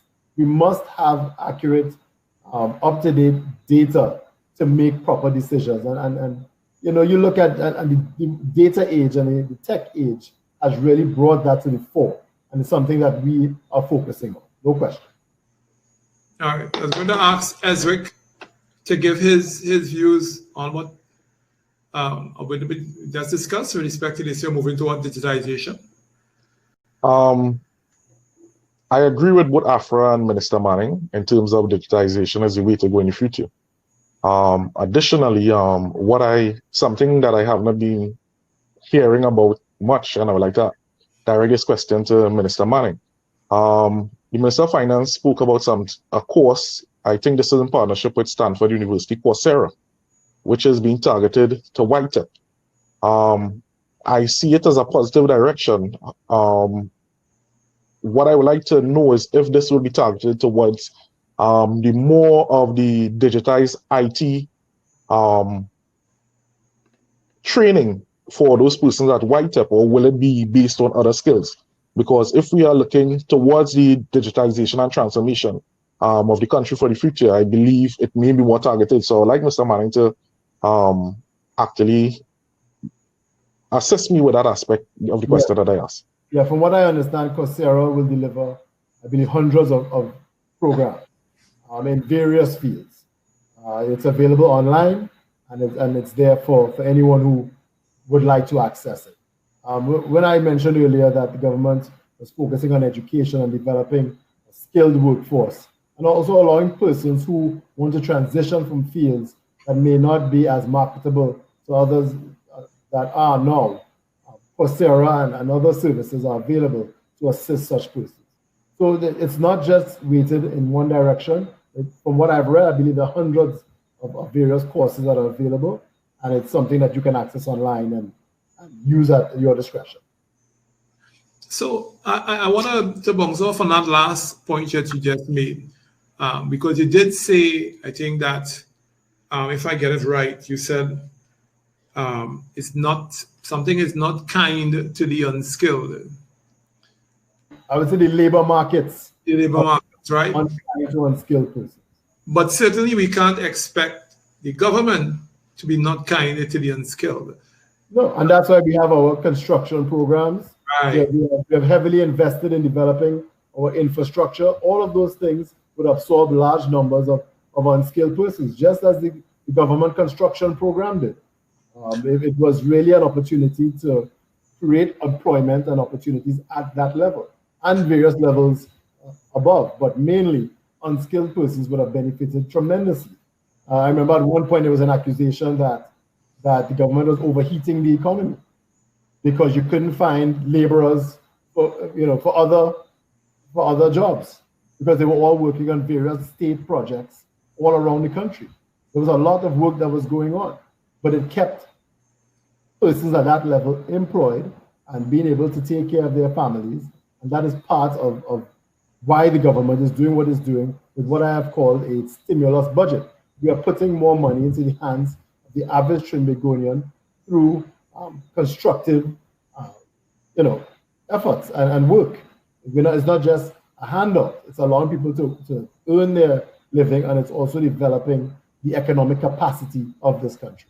All right. So, two questions. One, members of the attendees were inquiring as to whether the government actually had a plan or budget or process in place, not just for treating with the unskilled labor, but for retooling and re-educating the workforce to deal with the fourth revolution. Is there a process or a plan in place to treat with that? Yes, we have the Coursera. I mean, we're still funding higher level education. Trinidad and Tobago is still funding secondary school, primary school education in Trinidad and Tobago. There are various courses available through, UTT, other programs. Those things still exist. And persons who are willing to put in the work and to help themselves, government will meet them halfway by ensuring that these skill programs or educational programs are available. But Coursera is a great place to start, and I really appreciate that being mentioned here. If you take a look at Coursera, see the list of courses there, and I would say sign up for the ones that you are most interested or best suited for. All right, but certainly, like I said, we would want to get that information and circulate it for the persons who have attended this one. Hopefully, they would spread it as well. One of the complaints as well has been the fact that not so much the issue of the government overheating the economy with respect to the construction, but the government competing with the private sector with respect to construction. And I know there's more a move towards the private state partnership, I presume, to address that particular complaint, because they're saying the primary purpose with respect to AACTT and those housing projects should be for low income, 600 and below. And anything above that really should be the private sector. And if it's anything, the state partner with the private sector with respect to providing that level of housing. So there's a development across the board. I don't know if you could comment further on that. Yes, public-private partnerships will play a huge role in the government's efforts going forward, in the construction sector and also in other various sectors of our economy. Of course, it creates more employment. Yes, we want to create more opportunities for construction and private sector persons in developing units at a level above the base level. Yes, the primary units are for low-income persons. We also want to create housing that is affordable for, say, young professionals, middle-income persons, and so on. And that is part, if you look at what was delivered in the budget in terms of UDCUT, that is a segment that we are going to be working closely with the private sector, with these same public-private partnerships, that we can deliver affordable homes to middle income and also young professionals within Trinidad and Tobago. All of that is there, and you can take a look for yourself. Yeah. Afra, do you see issues from a procurement standpoint with the proposed structure moving forward, public-private partnerships with respect to construction and those type of projects? Your mic is off again. Yeah, sorry. There are two issues I want to touch on here in response to this part of the discussion. The first issue is about the public-private partnership. And what we have to recognize is that operating within the HDC at the moment, the HDC has two limbs under which they construct houses. They're looking at construction, okay, within HDC. They have two limbs. The first limb is what they call the SMC for the small and medium contractors. And they've been publicizing that a lot recently. In the last, I think about the last 6 months, have been publicized heavily. And those are contractors who will get a small contract for maybe it is 10 houses, 12 houses, 20 houses. It isn't any grand housing complex, okay? But they have little patches of land and they will do projects with those contractors. And it's a traditional form of contract where they are paying those contractors after a process of checking them and tendering and so on. They are paying those contractors under traditional form of contract. So you do this much work in a month and you get paid that much money. Fine. The bulk of the houses HTC are building are the houses Mr. Manning was speaking about under the public-private partnership with the large-scale contractors who are able to participate in a project where they will design, finance, and construct the houses for the HDC, sometimes on public land, sometimes on their own land. And they will be paid from the sales of those houses. That is the system in summary, the second system. The second system is problematic. I'm going to use a word, I'm not accusing anybody of corruption. I'm very careful about that, but it's problematic in relation when you put it side by side with the procurement law. Because the second set of arrangements, as they presently operate within the HDC, there isn't a tender. Okay? It isn't tendered. They don't tender, they invite people to give expressions of interest. So people provide an expression of interest and they give their accounts and they go through a whole process to vet people. And they get into dialogue with people and they would agree. And that is how come we ended up in a situation like the one we had with the Chinese Gizu general contractor with the CGGC with the 439 houses. That job was never tendered. Okay? So there's an issue there in terms of operationalizing it that will have to be dealt with. As it currently operates, it isn't tendered. Now, there's another issue. So that was the procurement answer I gave you, Colvin.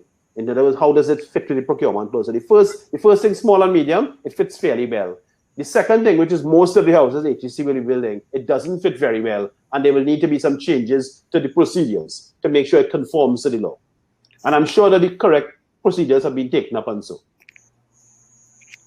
The second set of houses, the public-private partnership, the difficulty with that in terms of the overarching mission of the HDC is that there isn't any room in there for the low-income person.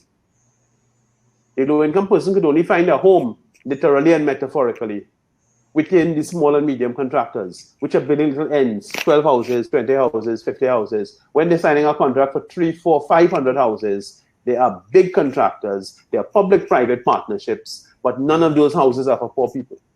And let us be clear, the Minister of Housing spoke, Camille Robinson-Reggie is my friend, she spoke during the budget debate, she spoke about the housing proposals for the next year or two. She was giving a budget presentation. And the minister said that the houses they were building were going to be between for people between, I think, $10,000 a month upwards was the figure that the minister, Camille Robinson Regis, gave. No, it was Penelope Beckles. Penelope Beckles gave that speech. And you know what is interesting?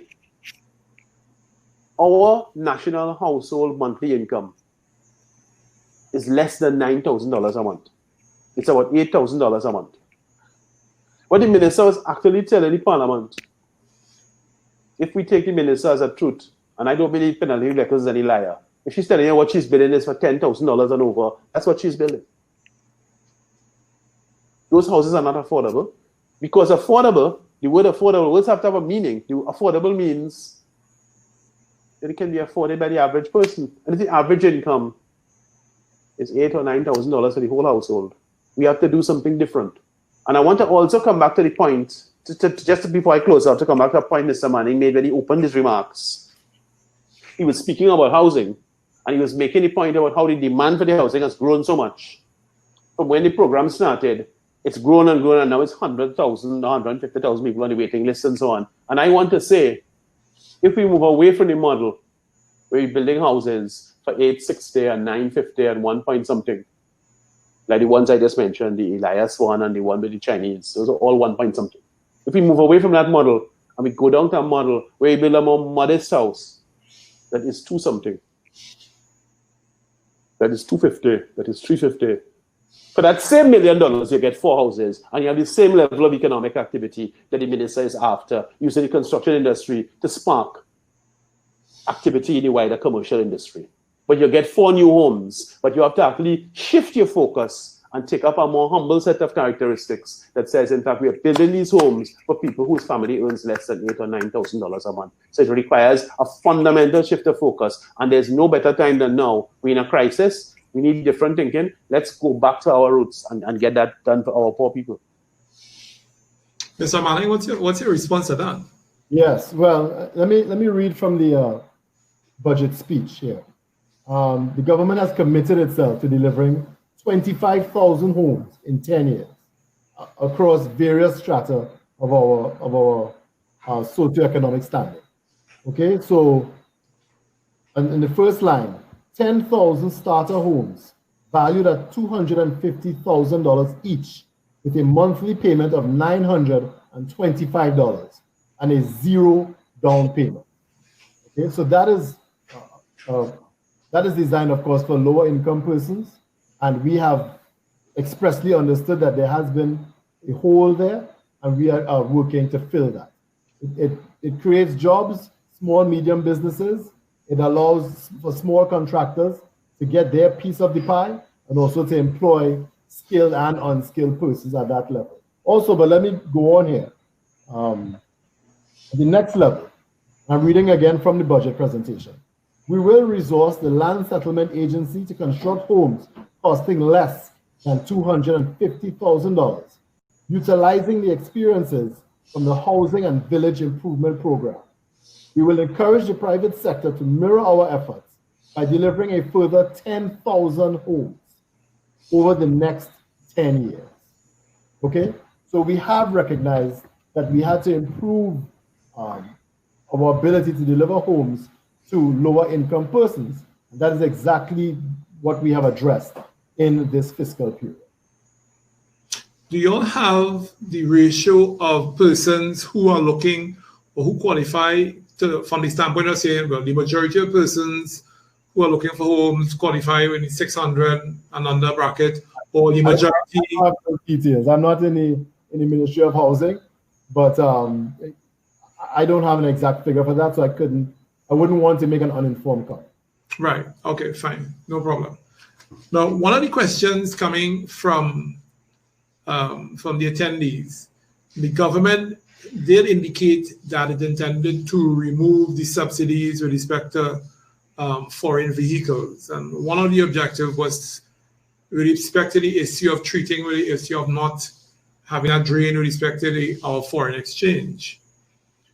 And I believe they have increased taxes on certain luxury items, food and other items, again to dissuade persons from spending valuable foreign exchange importing these items.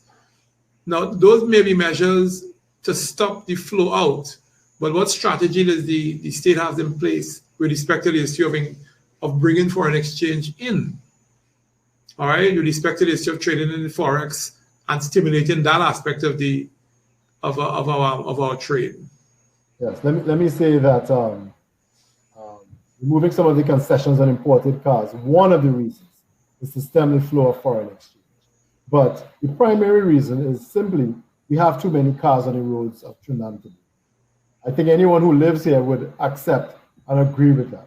Also, there's a level of pollution that comes from having that many cars on our streets, especially if they're older cars. They tend to be more polluting.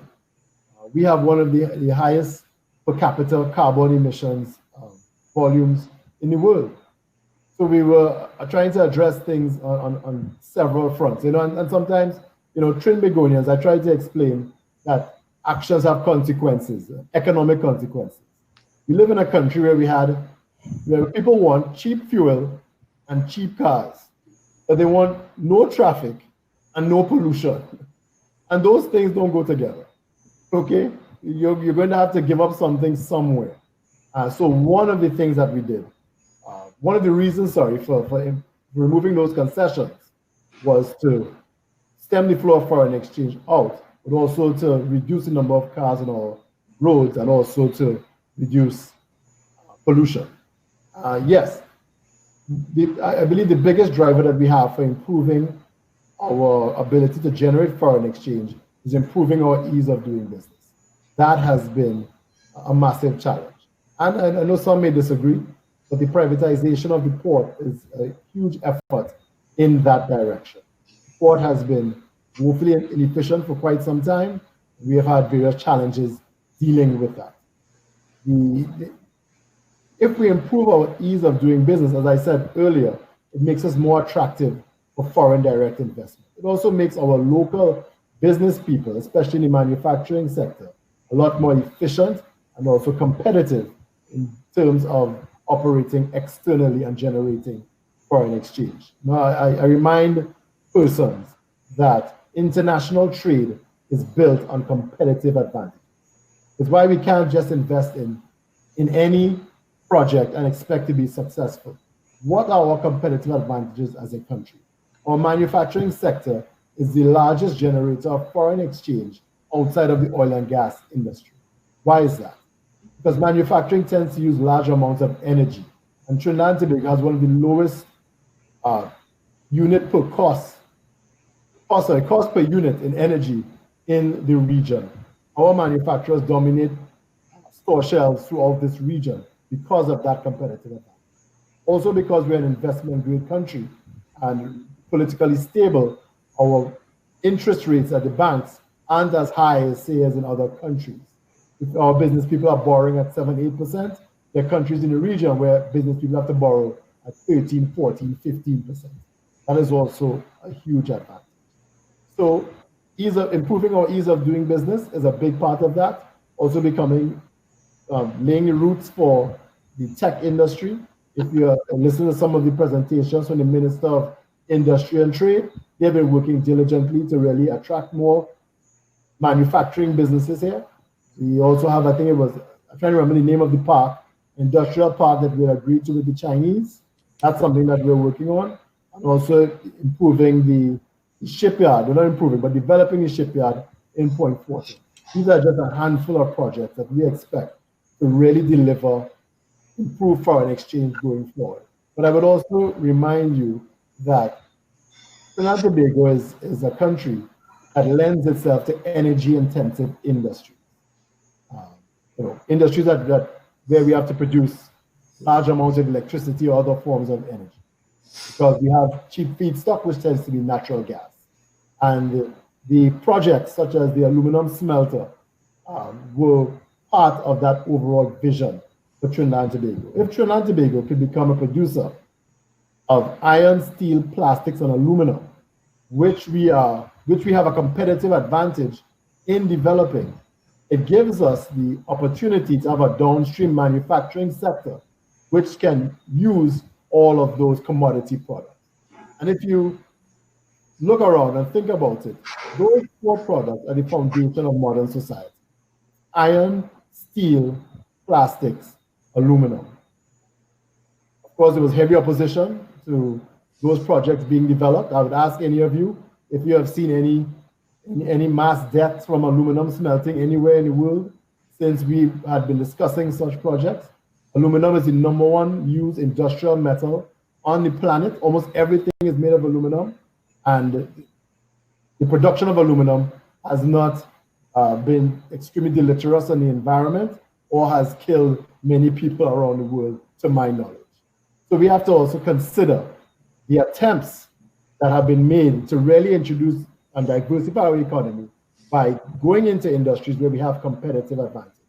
I know several persons would have opposed tourism efforts where we were attracting hotels and other persons to operate here for various reasons, and I don't want to go into the details of that.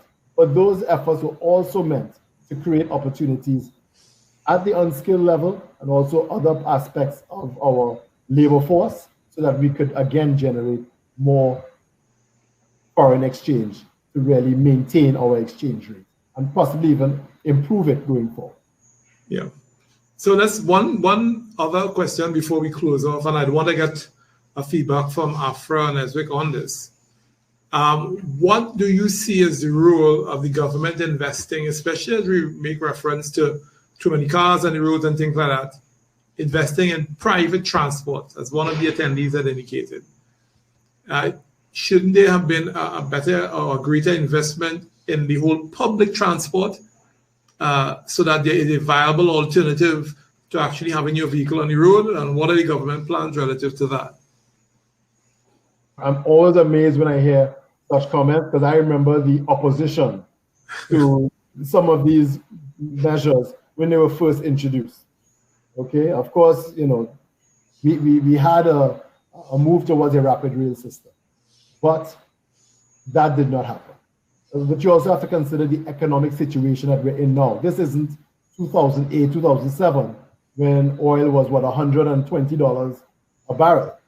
We're in a situation where, there's a depressed global economy. There's a dramatic reduction in the price of oil and gas. And we have to be a lot more conservative and thoughtful in the way we spend our resources. With making the importation of cars a bit more expensive, I expect to be something that strengthens a local secondary market. We have so many cars already in the system, okay, that we should be fine for some time in those terms. But I would say that a long-term national public transportation system is something that is being given a lot of thought, even if it involves the addition of buses and other forms of transportation on our roads. It's something that we are looking towards, but I don't expect to see a problem there anytime soon because we already have so many cars in our system. Yeah. Afra, what are your views on that, on this year investing in public transport?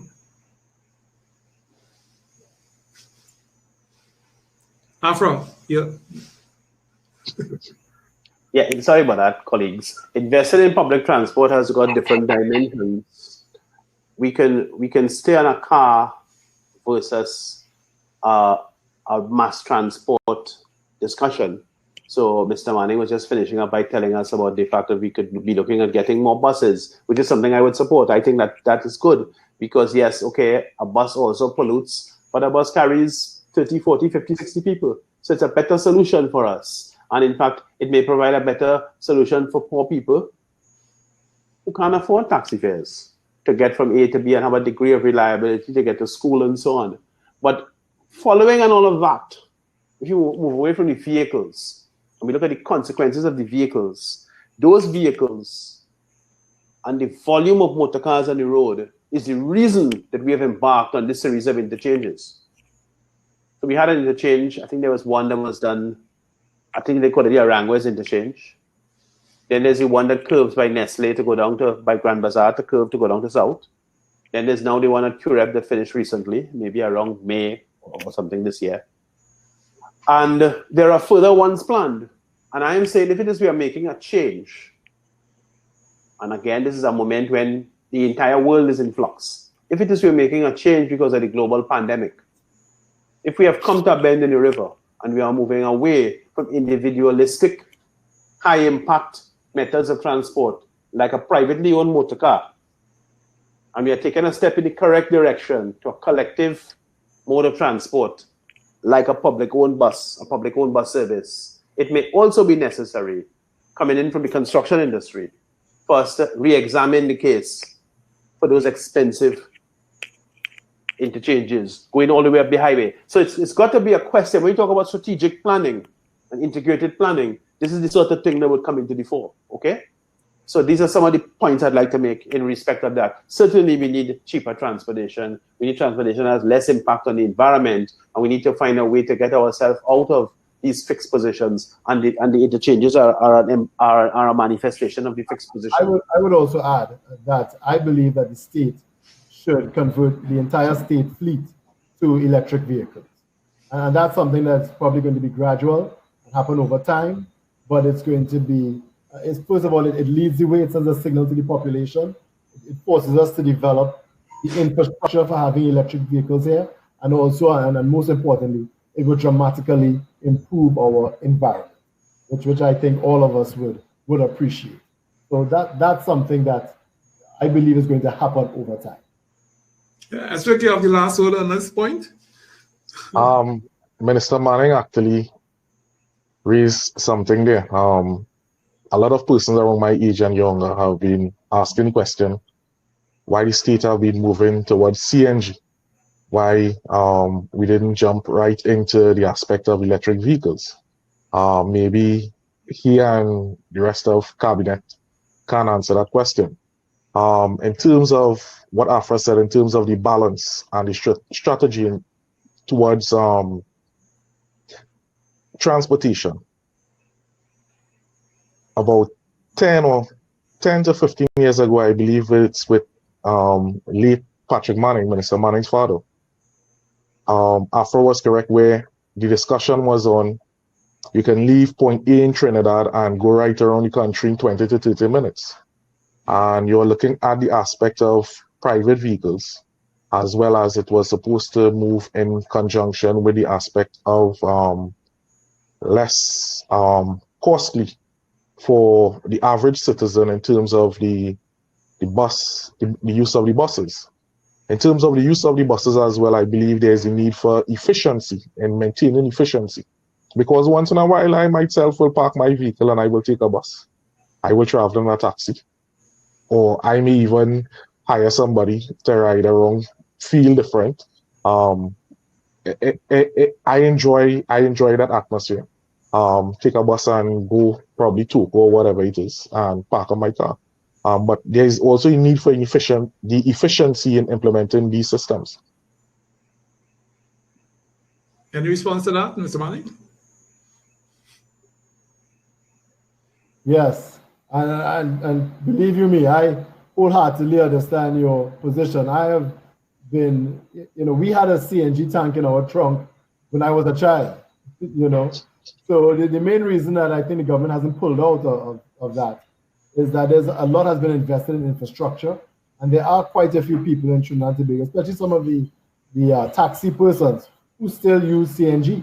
But I believe over time it's something that's going to be phased out or at least reduced, and electric cars will become the norm. So, but of course, these things will take time, and it's happening. All right, great. Well, we almost actually we have run out of time from what we had scheduled, and I would want to be able to really thank everyone. I would want each one of you though to be able to give a closing comment if you wish, starting with Esric as you started.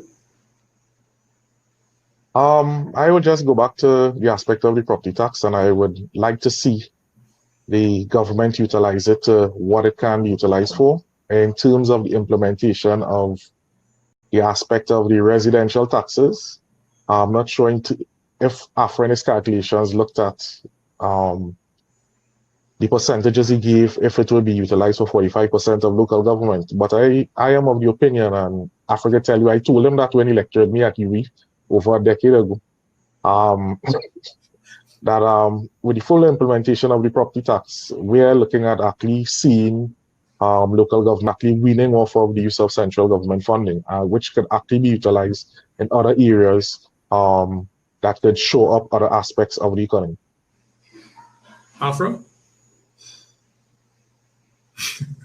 Right, sorry about that. I wanted to just close off by thanking you for the opportunity. And I wanted to make a covering remark at the end about the importance of strategic planning. Of course, the events of COVID-19 and the swift oncome of the fourth industrial revolution and the information war sort of make a little bit of a joke of planning. But we do have to have a plan, and having a plan means we know what we have and what we don't have and where the gaps are and so on. And those are important instruments to have at your hands when you're going into an uncertain situation.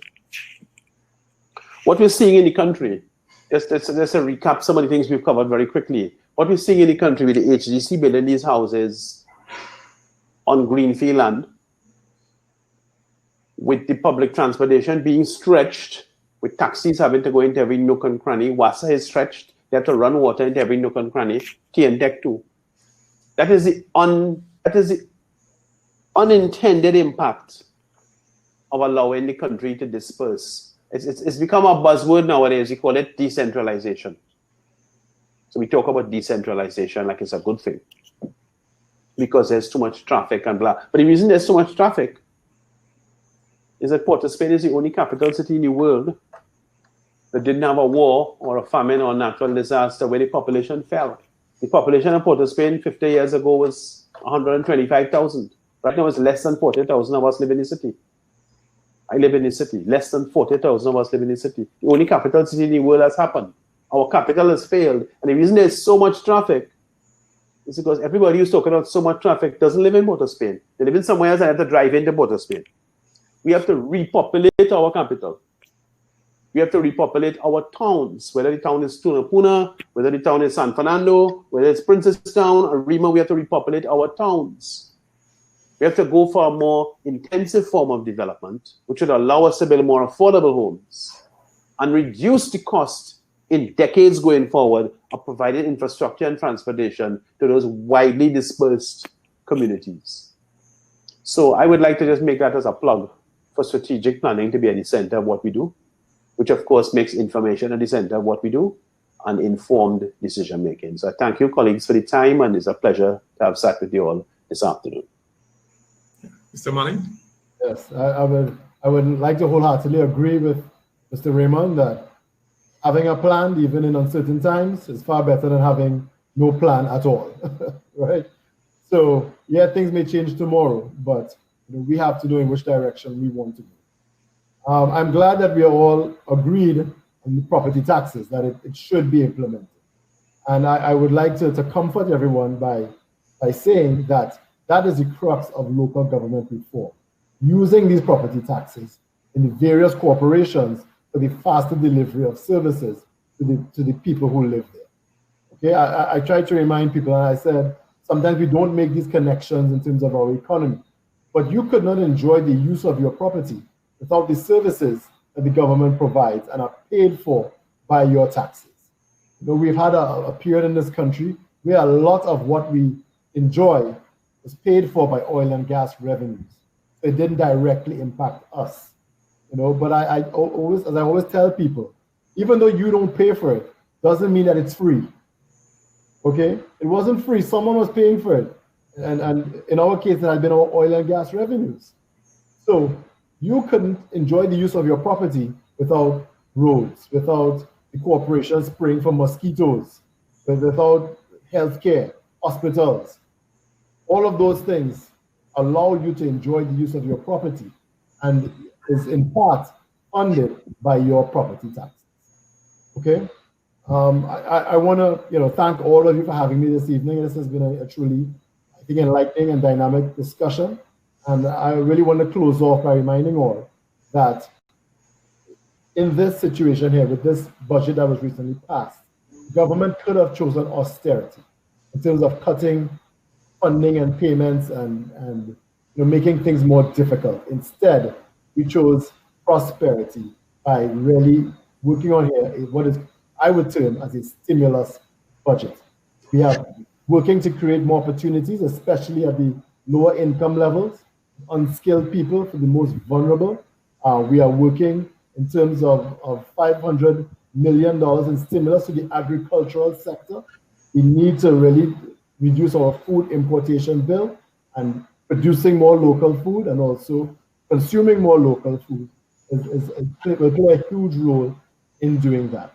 This budget has really focused on pumping money into developing our revenue generating capacity by investing in infrastructure, investing in housing, investing in education, investing in agriculture. And we are focused on really developing Trinidad and Tobago, moving us towards developed country status, but at the same time, leaving no one behind, especially our most vulnerable. Thank you so much for having me this evening. All right, great. Thank you very much, gentlemen. And I want to, like I said, a special thanks to Afra, Esric, and Mr. Manning for being our guests this afternoon and presenters. We hope that we are able to benefit from the information that we got from this discussion and from the individual participants themselves. We like to encourage persons to go to the website. Like I said, we launched our website, and I will put the website in the chat. So you can go to the website and join and be a member of the AACTT Credit Union. Or